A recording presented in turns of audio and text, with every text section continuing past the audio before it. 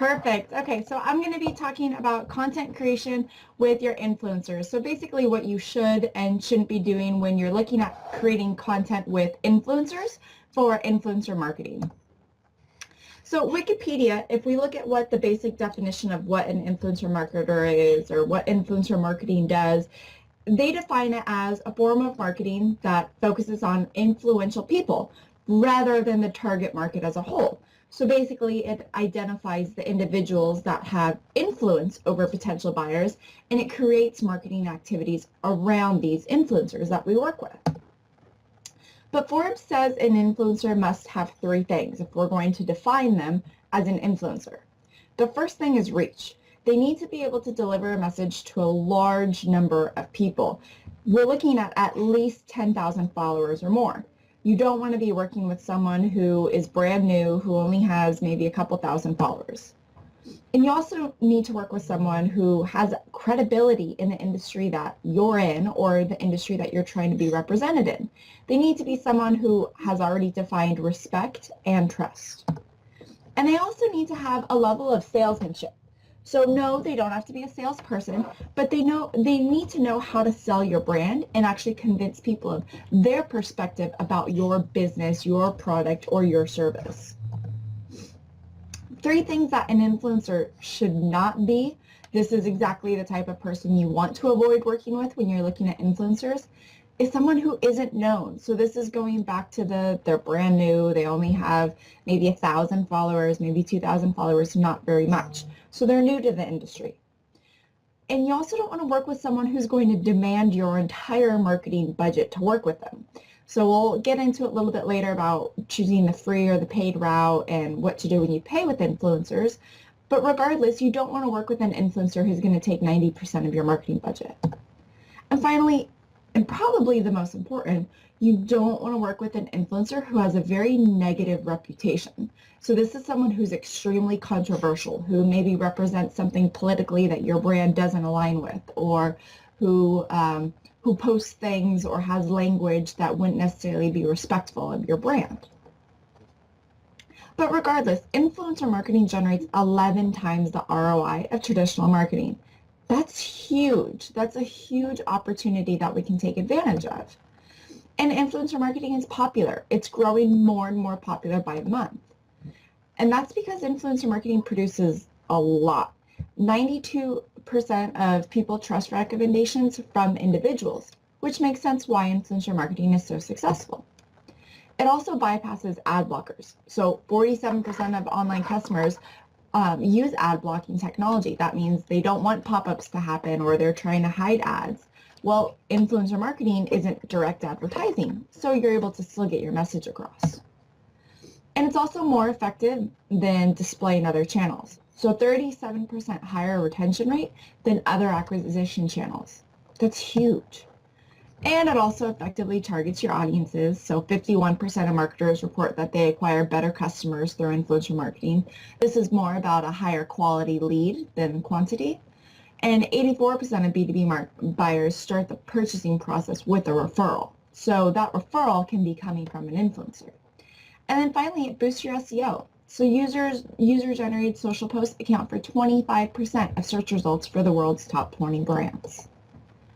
So who can actually benefit from working with influencers? It's clear that there's a lot of benefits from it, but anybody can actually work with influencers, whether you're an agency, you're representing a brand, you own your own business, or you're trying to grow your own individual brand. You can use influencers to help with all of these aspects.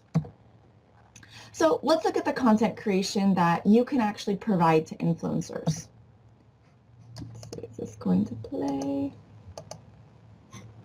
Oh, no, didn't play. Oh, there we go. So this is a video by TomTom about influencer content. They ran a campaign called Get Going.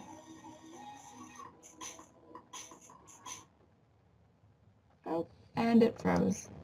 Oh well.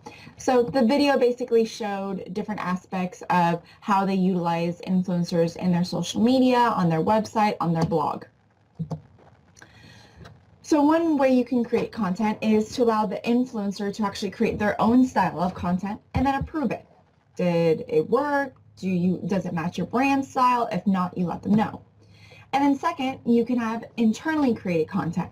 This means you have a portfolio of content that influencers can actually use.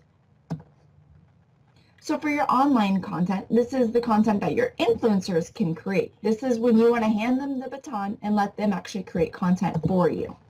This is going to look like blog posts. So they can write guest posts on their friends' blogs, on their blog. They can show tutorials, how to use your product, what their experience was like working with you or using something that you sell. And they can also provide a review type blog post.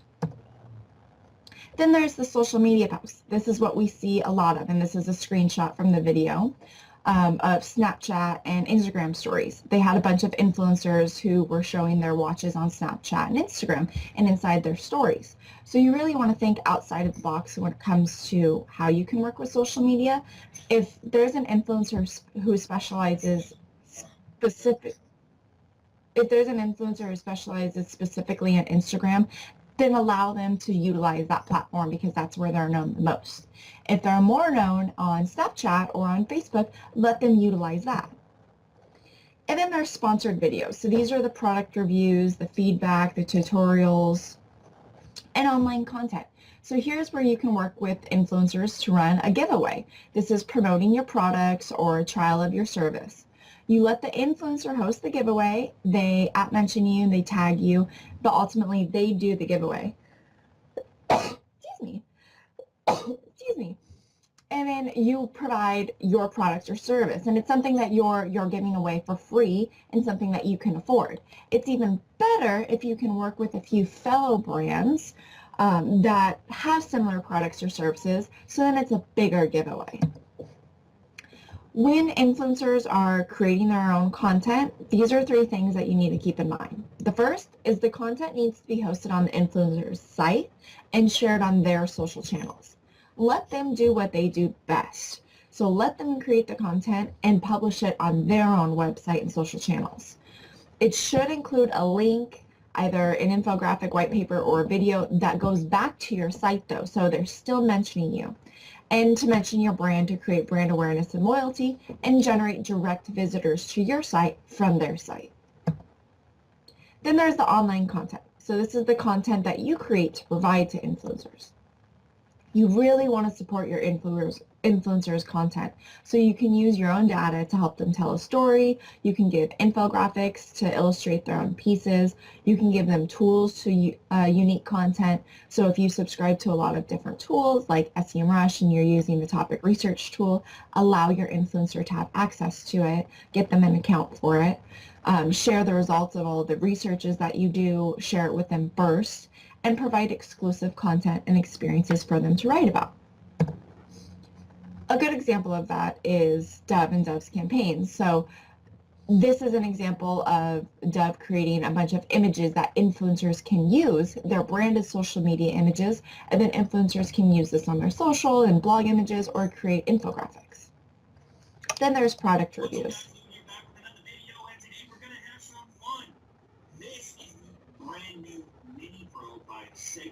This, my friends, is a more professional take on those little navigator vehicles that I'm sure you've seen. This is the all grown-up version from the legends in personal transportation. They said, hey, we're coming out with the killer for all those other devices with a bunch of extra features, more durability, more safety, and so on. And I said, all right, send it out. So what is this thing? The Mini Pro. It has a top speed of 10 miles per hour, a 14-mile range, an anti-theft alarm. So as you can see, he continues to go around and actually review the product. Does he work for the company? No, he has his own following on YouTube. He's his own brand, but Ninebot by Segway worked with him, sent him a product and said, hey, can you make a video about our product? He's using his own style and he's making it like a review. Then there's webinars that you can do online that can focus on industry trends. So whether you're in the food industry, the tech industry, the medical industry, there's all sorts of webinars that you can create to kind of showcase your brand, showcase your product, showcase your service, and have multiple influencers be a part of it. You can also do online conferences where you combine a variety of influencers to talk about your product or service. And then there's case studies. So lots of times at SEMrush, we're running case studies to basically discover the biggest trends within the industry and some very impressive stats to help guide us with strategy. And so we use these case studies and then we publish them on our websites, and we also provide them to influencers. So if they want to share any of the information in their slide decks and their presentations or on their own social media networks. And we also have a group and forum. So it's really important to have all of your influencers kind of in a close circle so that they can talk to each other, they can share ideas, they can ask you anything about your service or product so that they have a really, really good understanding of your business. So with SEMrush, we have a private group that we call the SEMrush All-Stars, and we are constantly asking for opinions from our influencers about our products, giving them teasers of new product ideas before we release it to the public to get their feedback on. You can do this too with your influencers and with your business. When it comes to the internal content, the content that you create for influencers, there's 3 things that you need to keep in mind. The content always needs to be branded, but you also need to leave room to allow the influencer to put their own personality on it. After all, the influencer knows what they're doing best. That's why they have the following. You also want to include a link, infographic, white paper, or video that links to your site, so that way the influencer already has it. They don't have to go in and link. And then again, mention your brand to create brand awareness and loyalty. Even though you're creating the content and giving it to the influencer, you still need to mention your brand. A pro tip for online content, you want to ask your influencer to create in-depth, longer pieces for your brand and for your website. Then ask them to share these articles on their social channels. You then amplify these owned assets through content amplification strategies like paid social or blogger outreach programs. And don't limit your influencer marketing to just Instagram. It's not just Instagram. It's not just YouTube. Let the influencer promote your agency, business, brand, or yourself everywhere. Everywhere that makes sense for them and where their followers actually are. Instagram was the #1 platform for 92% of influencers last year, so why not focus on all of the other networks where there aren't so many influencers? Instagram is already getting very heavy with influencers, and users are starting to catch on to the trick. So why not go to Pinterest? Why not go to Twitter and some of the less active ones and start your influencer campaigns there? And you really want to get ahead of the game and utilize other networks where influencers also are. So yes, they're on Instagram, but they're also on Facebook, Snapchat, Twitter, YouTube, and Pinterest. So in terms of offline content, this is offline content that you can provide for your influencers. A big thing that we do at SEMrush is we create networking events. The cities that we go to, the countries that we're in, we always try and bring in the local digital marketing community, whether that's existing customers, potential clients, or just influencer industry experts that live in that area. And we'll throw a dinner and invite them. We'll do a big networking event and invite them. And we're inviting the local region to get to know them better and also introduce our brand. It's the same thing that you can be doing with your business, your individual self, or your brand. This is an example of Urban Decay. So every time they release, Urban Decay is a cosmetics line. Every time they release a big new product, say a new lipstick line or something like that, they will do a pop-up store, and they will invite all the big influencers within a city. So this is an example of an event in New York City, and they invited influencers from across the world for the launch of their new lipstick collection in New York City. This is a great way to get people excited about your product and have influencers promote it, because all the influencers that attend this event are going to be sharing their experience on social media. You also want to do industry workshops. So work with another brand, have a panel of more than one speaker, and focus on a specific topic. These are in-person events, so it's kind of similar to the idea of a webinar or an online conference, but you're doing this in person and it's much shorter, say maybe 2 hours, 3 hours. And when you're at conferences, when you're at these industry events, try and develop as much content as you possibly can. I started a series, SEMrush Asks, where every conference I go to, I interview some of the speakers and I just ask them questions about what they specialize in, any kind of tips they can give within the industry. And this is extra content, and it becomes offline and online content. When it comes to offline content, you can have an upcoming conference monitor that tracks any conference or events that your target influencers attend. Reach out to those influencers before the event and try to schedule a short coffee meeting while you're both in the area. So tips when you're creating your content: you always want to try and use emotional triggers and encourage your influencers to use emotional content as well. Kissmetrics analysis of 1,400 successful ad campaign case studies found that campaigns with purely emotional content performed about twice as well as those with only rational content. That's huge. And in an age of so much data, it makes more sense why we want to utilize emotions, especially positive emotions. And never run out of content ideas. At SEMrush, we have a suite of content marketing tools, one of them being the topic research tool. This is an amazing tool, and it basically allows you to type in a keyword or a domain, and it populates a ton of content ideas. So if the influencer comes to you and says, hey, I don't know what to write about, or you're getting stuck with what you should be providing to the influencers, head on over to this tool, type in a couple of keywords, put the location that you want, and then it's going to give you all sorts of different ideas. And this is an example of some key recommendations, some backlinks, and the readability. You also want to create different content for different influencers. Not all influencers are the same, so allow them to utilize the content that they prefer and also give them a variety of content to choose from. And encourage influencers to respond. So often you'll find that your brand or yourself is being talked about on social media or on forums. Let your influencers respond for you. Let them be your brand advocates and encourage them to do so.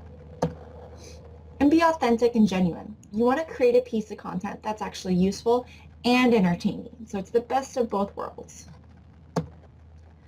A pro tip: you want to ask your influencers for feedback on new content before actually publishing it.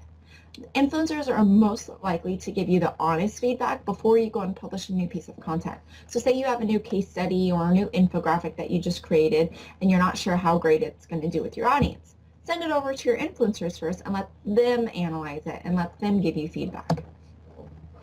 Also, if you just created a new piece of online content, go ahead and give it to your influencers to share first. Then test that content and the audience. And remember that the influencer ultimately knows their audience way better than you do. They worked really hard to grow the audience that they have, and they have a crafted skill on how to keep them.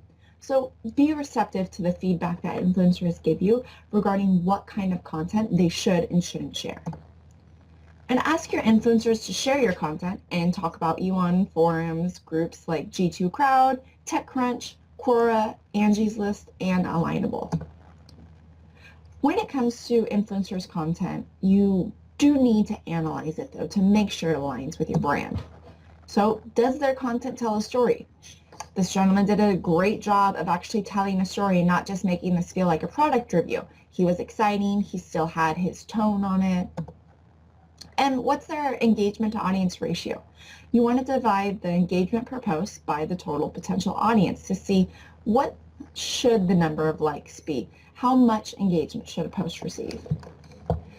The less followers, the higher engagement they're going to receive on Instagram and Twitter. That's just because that's the way the algorithm works, especially for Instagram. As you can see, someone with 5,000 followers is going to get 5.7% or 1.45% engagement rate.